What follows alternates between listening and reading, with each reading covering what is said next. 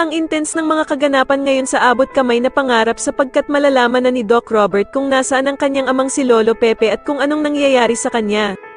Dito nga ay tila hindi na matitiis ni Zoe ang konsensyang nararamdaman niya kay Lolo Pepe kaya naman ay pupuntahan niya si Doc Robert at aaminin na niya ang ginagawang pagpapahirap ni Moira kay Don Pepe.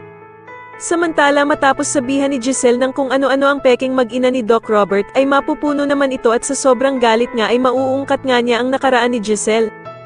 Tatanungin naman ni Doc Robert si Giselle na kung bakit tila gustong-gusto daw nito na pagsirain silang mag-ama.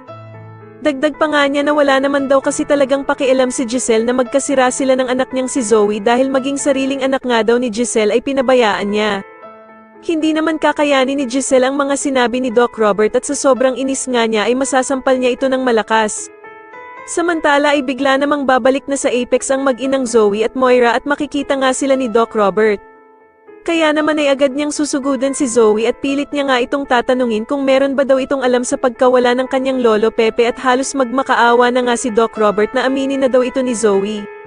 Bigla namang mapapaiyak si Zoe dahil sa gustong-gusto na nga nitong aminin kay Doc Robert ang totoo subalit pipigilan naman siya ng bruha niyang inang si Moira.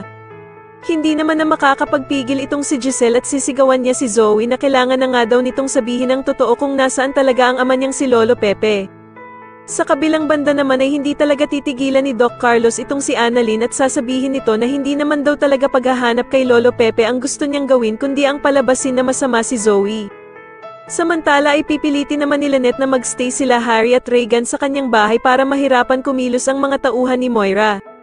Sa tingin niyo dito na nga kaya maligtas nila Doc Robert at Giselle ang kanilang amang si Lolo Pepe matapos aminin ni Zoe sa kanila kung nasaan ito, mas lalo na nga talagang nagiging exciting ang mga susunod na kaganapan kaya naman ay mas lalo pa nating abangan ang mas lalong gumigandang abot kamay na pangarap. Maraming salamat po sa inyong panonood at sana po ay ma-subscribe niyo ako. Maraming salamat po.